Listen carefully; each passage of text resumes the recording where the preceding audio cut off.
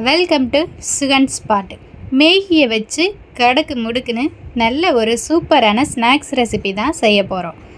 ஒரு பாத்திரத்தில் கொஞ்சமாக தண்ணி எடுத்துக்கோங்க. 200 ml அளவுக்கு தண்ணி எடுத்துக்கிட்டால் போதும். தண்ணி நல்லா கொதிக்க வச்சதுக்கப்புறம் மேகி பாக்கெட்டில் இருக்க மேகியை மட்டுமே சேர்த்து தண்ணி நல்லா வத்துற அளவுக்கு வேக வச்சு எடுத்துக்கோங்க. தண்ணி எல்லாமே நல்லா அப்சர்வ் ஆகி நல்லாவே மேகி வெந்து வந்துடும். இந்த மாதிரி அப்பப்போ லைட்டாக கிண்டி விட்டுக்கோங்க. இப்போ தண்ணி எல்லாமே நல்லா ட்ரை ஆயிருச்சு, மேகியும் நல்லா வெந்து வந்துருச்சு. இதை அப்படியே எடுத்து ஆற வச்சு எடுத்து வச்சுக்கோங்க. தக்காளி கொஞ்சம், குடமிளகாய் கொஞ்சம், ஆனியன் 1 நல்ல பொடியாக கட் பண்ணி எடுத்து வச்சுக்கோங்க. இது கூடவே கேரட்டு, கேபேஜு உங்கள் இஷ்டம்தான். வெஜிடபிள்ஸு சேர்க்கணுன்னா சேர்த்துக்கலாம். நான் இன்றைக்கி எந்த வெஜிடபிள்ஸும் சேர்க்கலை.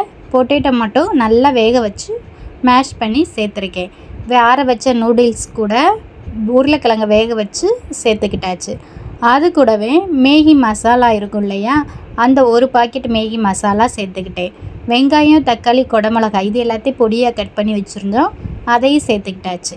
தேவையான அளவு உப்பு சேர்த்துக்கோங்க. கரம் மசாலா 1/2 ஸ்பூன் அளவுக்கு சேர்த்துக்கோங்க. மஞ்சள் தூள் 1/4 ஸ்பூன் அளவுக்கு சேர்த்துக்கோங்க. நல்ல ஒரு காரமாக சாப்பிடுவீங்க அப்படின்னா ஒரு பச்சை மிளகாவும் சேர்த்துக்கிறலாம். நான் பச்சை மிளகாய் சேர்க்கலை. கை விட்டு பிணையிறதுக்கு கூச்சப்படாமல் நல்லா பெசரி எடுத்து வச்சுக்கோங்க. மசாலா, மேகி, உருளைக்கிழங்கு, ஆனியன்ஸ் எல்லாமே நல்லா மிக்ஸ் ஆகி இருக்கணும். இந்த ஸ்டேஜ் வந்த உடனே நம்ம குட்டி குட்டி பால்ஸாக எடுத்து பிடிச்சி வச்சுக்கிடலாம். எல்லாத்தையுமே நல்ல குட்டி குட்டியாக பால்ஸ் பிடிச்சி எடுத்து வச்சுக்கோங்க.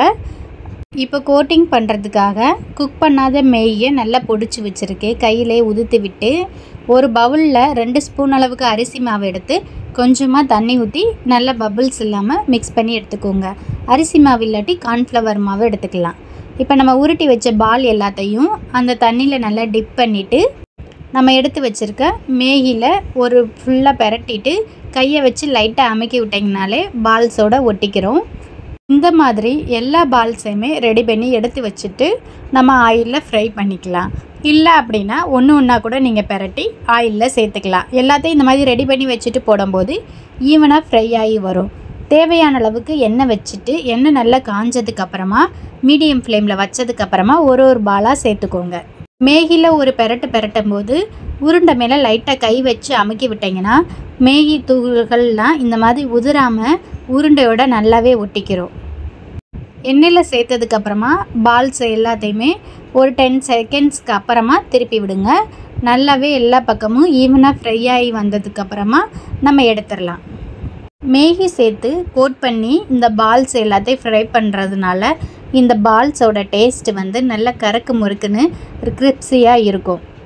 நான் சாப்பிட்டா தான் சாப்பிடுவேன், ஆனாலும் மொறுன்னு இருக்கணும் அப்படின்னு நினச்சிங்கன்னா மேகி கோட் பண்ணாமல் ப்ரெட் க்ரம்ஸ் இருந்தால் அதில் கோட் பண்ணி நீங்கள் ஃப்ரை பண்ணலாம். இன்னும் கொஞ்சம் டேஸ்ட்டாகவும் இருக்கும். ஒரு 20 மினிட்ஸில் இந்த ஸ்நாக்ஸ் ரெசிபி செஞ்சிடலாம். டொமேட்டோ கெச்சப் இருந்தால் அது கூட சுட சுட சர்வ் பண்ணிங்கன்னா அட்டகாசமாக இருக்கும். இந்த வீடியோ பிடிச்சிருந்துச்சுன்னா மறக்காமல் லைக் பண்ணுங்கள். நம்ம சேனலை ஃபஸ்ட் டைம் பார்க்குறீங்கன்னா சப்ஸ்கிரைப் பண்ணிவிட்டு கூடவே இந்த பெல் ஐக்கானை ப்ரெஸ் பண்ணுங்கள்.